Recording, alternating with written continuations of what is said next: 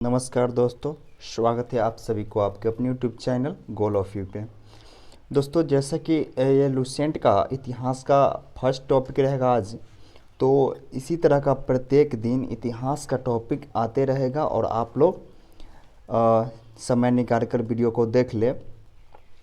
तो वीडियो को शुरू करते बिना समय गंवाए। और हाँ, आप एमटीएस का और क्या ग्रुप डी का जो साइंस का सेशन चल रहा था क्वेश्चन का प्रैक्टिस सेट का, तो उसका भी चलेगा, क्योंकि एग्ज़ाम अभी टल गया जिसके कारण अभी वो नहीं चला रहे हैं, इसलिए थोड़ा ब्रेक ले रही है उस पर।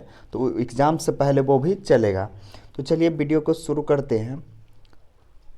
इतिहास का शुरू से लेकर चले हैं, पूरा टॉपिक लुसेंट पूरा कंप्लीट होगा आपके चैनल पे। लुसेंट का पूरा बुक ही कंप्लीट होगा आपके अपने YouTube channel goal of you पे। तो आप हमारे चैनल से जुड़ जाएं अभी तक नहीं जुड़े हो तो, और लाइक करें और दोस्तों के साथ शेयर ज़रूर करें। शुरू करते हैं वीडियो को। उत्तर में हिमालय से लेकर दक्षिण में समुद्र तक, उत्तर में कहा जा रहा है हिमालय से लेकर, उत्तर में ही हिमालय है, से लेकर दक्षिण में समुद्र तल तक फैला यह उपमहाद्वीप भारतवर्ष के नाम से ज्ञात है। दोस्तों देखिए दोस्तों, उत्तर में हिमालय से लेकर दक्षिण में समुद्र तक फैला यह उपमहाद्वीप भारतवर्ष के नाम से ज्ञात है, जिसे महाकाव्य में तथा पुराणों में भारतवर्ष अर्थात भारत का देश तथा यहाँ के निवासियों को भारतीय अर्थात भारत की संतान कहा जाता है। दोस्तों इसका उल्लेख महाकाव्य तथा पुराणों में भी किया गया है। इसका उल्लेख महाकाव्य एवं पुराणों में भी किया गया है। इसको महाकाव्य एवं पुराणों में भारतवर्ष अर्थात भारतवर्ष का मतलब हुआ भारत का देश, तथा यहाँ के निवासियों को भारतीय अर्थात इनको भारत के संतान के रूप में जाना जाता है। यूनानियों ने भारत को इंडिया तथा मध्यकालीन मुस्लिम इतिहासकारों ने हिंद तथा अथवा हिंदुस्तान के नाम से संबोधित किया। दोस्तों अगर कहीं पूछा जाए कि हिंदुस्तान के नाम से हमारे देश को संबोधित कौन किया दोस्तों, तो वे मध्यकालीन मुस्लिम इतिहासकारों के द्वारा किया गया। दोस्तों हमारे अभी भी हिंदुस्तान है, तो इसका मतलब नाम जो दिया दोस्तों, ये हिंदुस्तान नाम कौन दिया दोस्तों, तो मध्यकालीन मुस्लिम इतिहासकारों ने दिया। दोस्तों कौन दिया दोस्तों, मध्यकालीन मुस्लिम इतिहासकारों ने दिया। और यहीं पे पूछा जाए एक और क्वेश्चन, इंडिया किसने नाम दिया दोस्तों, तो ये इंडिया जो नाम है दोस्तों, हमारे भारत देश को इंडिया जो नाम है दोस्तों, वे यूनानियों के द्वारा दिया गया है। दोस्तों यहाँ पे 2-3 क्वेश्चन बन गया है। बढ़ते हैं आगे। भारतीय इतिहास को अध्ययन की सुविधा के लिए 3 भागों में बांटा गया। दोस्तों इतिहास के अध्ययन के लिए दोस्तों 3 भागों में बांट दिया गया है, जिसके कारण इसके अध्ययन करने में कोई परेशानी ना हो। तो वो 3 भाग कौन कौन है दोस्तों, यहाँ पे देख सकते हैं आप लोग। प्राचीन भारत, मध्यकालीन भारत और आधुनिक भारत। इतिहासकारों ने इतिहास के सरलतम अध्ययन के लिए दोस्तों 3 भागों में बांट दिए हैं, प्राचीन भारत के रूप में, मध्यकालीन भारत के रूप में और आधुनिक भारत के रूप में। तो दोस्तों सबसे पहले हम लोग देखते हैं इतिहास के प्राचीन भारत में चलते हैं। हम लोग इतिहास के प्राचीन भारत को देखते हैं। बढ़ते दोस्तों आगे की तरफ। प्राचीन भारतीय इतिहास का स्रोत क्या रहा दोस्तों, प्राचीन भारतीय इतिहास का स्रोत क्या रहा, तो प्राचीन भारतीय इतिहास के विषय में जानकारी मुख्यतः 4 स्रोतों से प्राप्त हुआ। दोस्तों प्राचीन भारतीय इतिहास का स्रोत कहा जाए तो ये मुख्यतः 4 चीज़ों से स्रोत को प्राप्ति हुई। धर्म ग्रंथ से, ऐतिहासिक ग्रंथ से और विदेशियों का विवरण से एवं पुरातत्व का संबंधित साक्ष्य से। दोस्तों इन्हीं चारों से दोस्तों प्राचीन इतिहासों का स्रोत प्राप्त हुआ। बढ़ते हैं, सबसे पहले धर्म ग्रंथ की बात करते हैं। दोस्तों सबसे पहले धर्म ग्रंथ की बात करते हैं। दोस्तों इसको देखते हैं। धर्म ग्रंथ एवं ऐतिहासिक ग्रंथ से मिलने वाली महत्वपूर्ण जानकारी। दोस्तों धर्म ग्रंथ एवं ऐतिहासिक ग्रंथ से मिलने वाली महत्वपूर्ण जानकारी क्या क्या है, तो भारत का प्राचीन धर्म ग्रंथ वेद है। दोस्तों अगर क्वेश्चन पूछा जाए कि हमारे भारत का सबसे प्राचीन धर्म ग्रंथ कौन है दोस्तों, तो आपका आंसर रहेगा वहाँ पे वेद है। हमारे भारत का सबसे प्राचीन धर्म ग्रंथ वेद है, जिसके संकलनकर्ता महर्षि कृष्ण द्वैपायन वेदव्यास को माना जाता है। दोस्तों इसका अगर बोला जाए क्वेश्चन कि हमारे भारत के सबसे प्राचीनतम जो धर्म ग्रंथ वेद है, इसका संकलनकर्ता कौन है दोस्तों, तो इनका संकलनकर्ता हो गया दोस्तों महर्षि कृष्ण द्वैपायन वेद व्यास को माना जाता है। वेद वसुधैव कुटुंबकम का उपदेश है। दोस्तों वेद वसुधैव कुटुंबकम का उपदेश है। भारतीय परंपरा वेदों के नित्य और अपौरुषेय मानती है। दोस्तों भारतीय परंपरा के वेदों के नित्य तथा अपौरुषेय मानती है।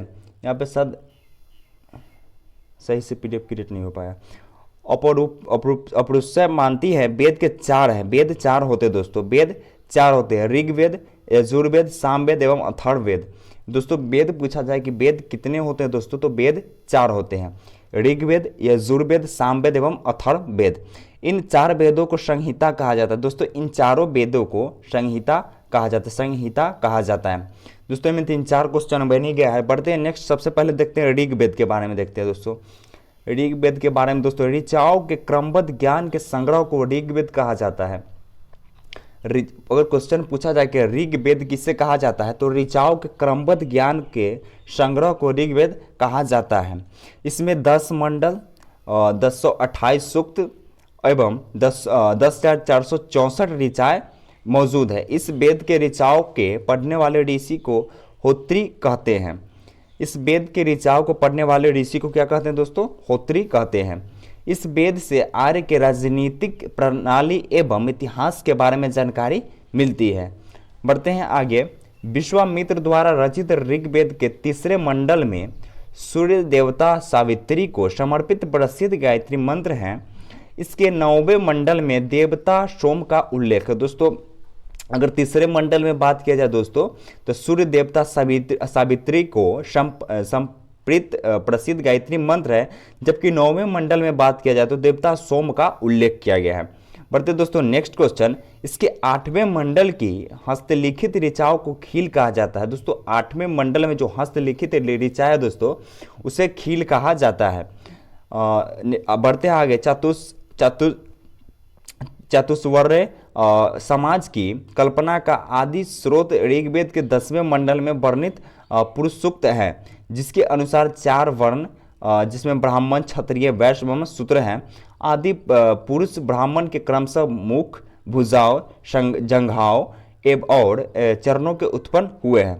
दोस्तों देखते हैं नोट में क्या दे दिया गया यहाँ पे।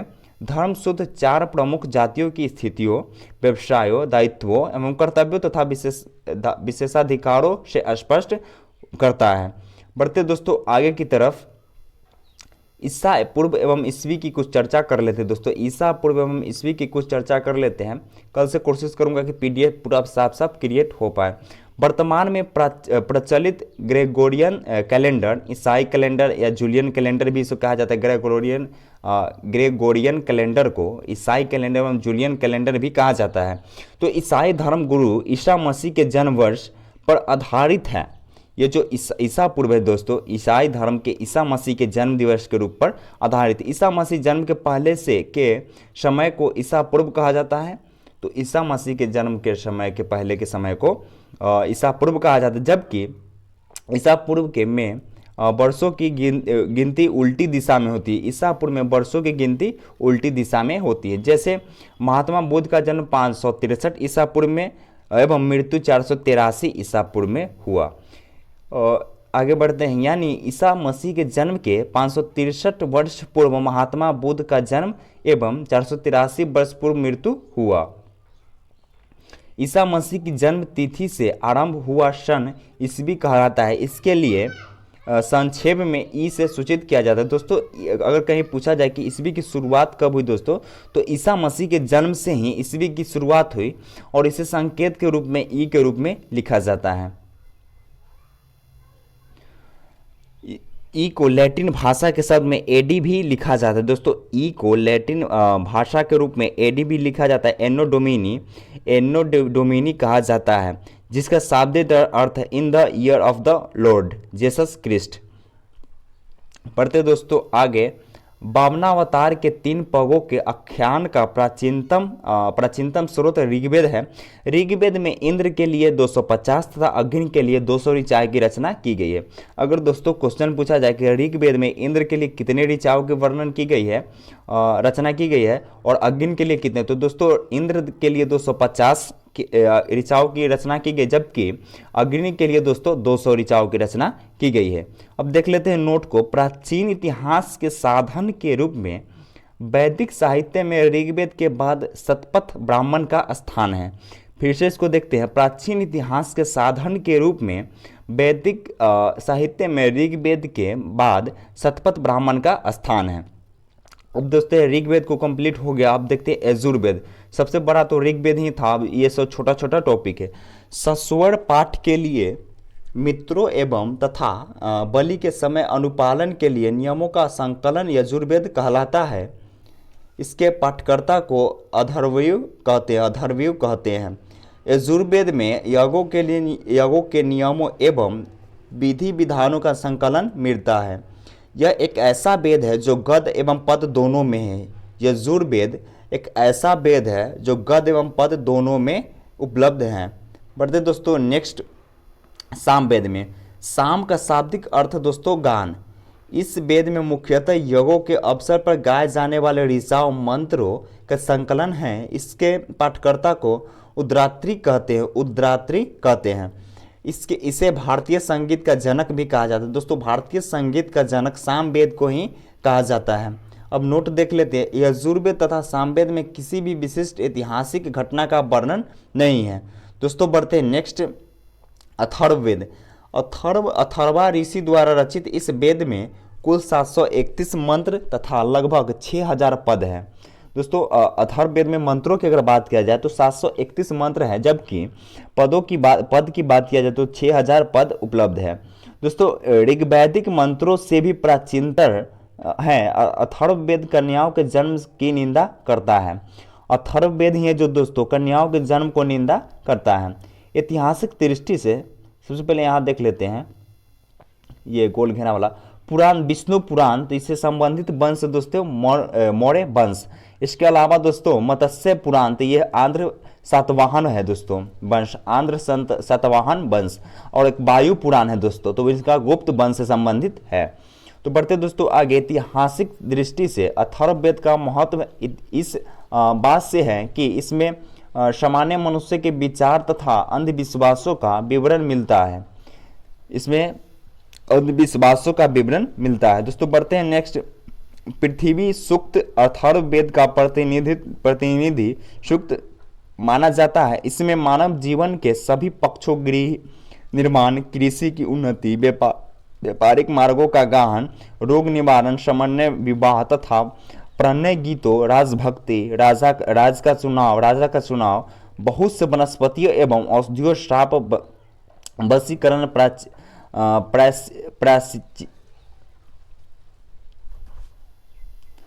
प्रायश्चित, मातृभूमि, महात्म्य आदि का विवरण दिया गया है। कुछ मंत्रों में जादू टोने का भी वर्णन है। अथर्ववेद में परीक्षित को कुरुओं का राजा कहा गया है तथा कुरु की देश समृद्धि का अच्छा चित्रण मिलता है। बढ़ते दोस्तों इसमें सभा एवं समिति को प्रजाति की 2 पुत्रियां कहा जाता है। दोस्तों इसमें सभा तथा समिति के प्रजापति की 2 पुत्रियां कहा जाता है। हम नोट देख लेते हैं। सबसे प्राचीन वेद ऋग्वेद एवं सबसे बाद का वेद अथर्ववेद है। दोस्तों सबसे प्राचीन वेद की बात किया जाए तो वो ऋग्वेद ही है, जबकि सबसे बाद की वेद है दोस्तों अथर्ववेद है। अब बढ़ते दोस्तों आगे। वेदों को भली भांति समझने के लिए 6 वेदांगों की रचना हुई है। अगर वेदों को अच्छी से समझने के लिए दोस्तों इसे 6 वेदांगों में रचना की गई है। शिक्षा, ज्योतिष, कल्प, व्याकरण, निरुक्त तथा छंद। भारतीय ऐतिहासिक कथाओं का सबसे अच्छा क्रमबद्ध विवरण पुराणों में मिलता है। इसके रचयिता लोमहर्ष अथवा इनके पुत्र उग्रश्रवा माने जाते हैं। इनकी संख्या 18 है। इनमें से केवल 5 मत्स्य, वायु, विष्णु, ब्राह्मण, भागवत में ही रजाओं की वंशावली पाई जाती है। अब नोट देख लेते हैं। पुराणों में मत्स्य पुराण सबसे प्राचीन पुराण है एवं प्रामाणिक है। दोस्तों पुराणों में मत्स्य पुराण जो है वो सबसे प्राचीन पुराण है। बढ़ते हैं आगे। अधिकतर पुराण सरल संस्कृत श्लोक में लिखे गए हैं। स्त्रियों तथा शूद्र जिन्हें वेद पढ़ने की अनुमति नहीं दी थी, वे भी पुराण सुन सकते हैं। पुराणों का पाठ पुजारी मंदिरों में भी किया करते थे। दोस्तों आगे बढ़ते हैं। स्त्री की सर्वाधिक गिरी हुई स्थिति मैत्रेयनी संहिता से प्राप्त होती है, जिसे जुआ और शराब की भांति स्त्री को पुरुष का तीसरा मुख्य दोष बताया जाता है गया है। आगे है, शतपथ ब्राह्मण में स्त्री को पुरुष का अर्धांगिनी कहा गया है। दोस्तों शतपथ ब्राह्मण में ही स्त्री को पुरुष का अर्धांगिनी कहा गया है। स्मृति ग्रंथों में सबसे प्राचीन एवं प्रामाणिक मनुस्मृति मानी जाती है। यह शुंग काल का मानव ग्रंथ है। नारद स्मृति गुप्त युग के विषय में जानकारी प्रदान करता है। इसके आगे बढ़ते दोस्तों, जातक में बुद्ध की पूर्व जन्म की कहानी वर्णित है। हीनयान का प्रमुख ग्रंथ कथा वस्तु है, जिसमें महात्मा बुद्ध का जीवन रचित अनेक कथाओं के साथ वर्णित है। जैन साहित्य को आगम कहा जाता है। जैन धर्म का प्रारंभिक इतिहास कल्पसूत्र से ज्ञात होता है। जैन धर्म का दोस्तों प्रारंभिक जो है इतिहास वो कल्पसूत्र से ही ज्ञात होता है। जैन ग्रंथ भागवती सूत्र में महावीर के जीवन कृत्यों तथा अन्य समकालियों के साथ उनके संबंधों का विवरण मिलता है। अर्थशास्त्र के लेखक चाणक्य, कौटिल्य एवं विष्णुगुप्त हैं। यह 15 अधिकरणों एवं 180 प्रकरणों में विभाजित हैं। इसमें मौर्यकालीन इतिहास की जानकारी प्राप्त होती है। संस्कृत साहित्य में ऐतिहासिक घटनाओं को क्रमबद्ध लिखने का सर्वप्रथम प्रयास कलहन के द्वारा किया गया। कलहन द्वारा रचित पुस्तक राज तरंगिणी है, जिसका संबंध कश्मीर के इतिहास से है। राज तरंगिणी दोस्तों कलहन द्वारा रचित किताब है, जिसका संबंध जो कि कश्मीर से है। अरबी की सिंध विजय का वृत्तांत चचनामा, दोस्तों चचनामा के लेखक है दोस्तों अली अहमद। चचनामा के लेखक है दोस्तों अली अहमद में सुरक्षित है। अष्टाध्यायी संस्कृत भाषा व्याकरण की प्रथम पुस्तक है के लेखक पाणिनि है। दोस्तों अष्टाध्यायी का जो लेखक है दोस्तों वो पाणिनि है। इससे मौर्य वंश के पहले का इतिहास तथा मौर्य युगीन राजनीतिक अवस्था की जानकारी प्राप्त होती है। इसके आगे दोस्तों बढ़े, वीडियो का लास्ट लाइन में ही आ गए। कल्याण की ग्रामीण संहिता एवं ज्योतिष ग्रंथ हैं, फिर भी इसमें भारत पर होने वाले यवन आक्रमण का उल्लेख मिलता है। पतंजलि पुष्यमित्र श्रृंग के पुरोहित थे। दोस्तों पतंजलि पुष्यमित्र श्रृंग के पुरोहित थे। इनके लगभग महाभाष्य से शुंगों के इतिहास का पता चलता है। इनके महाभाष्य से शुंगों के इतिहास का पता चलता है। तो दोस्तों वीडियो आज का फर्स्ट सेशन कंप्लीट हुआ, और इसी तरह वीडियो को देखते रहने के लिए आप हमारे चैनल को लाइक करें, सब्सक्राइब करें और दोस्तों के साथ शेयर जरूर करें।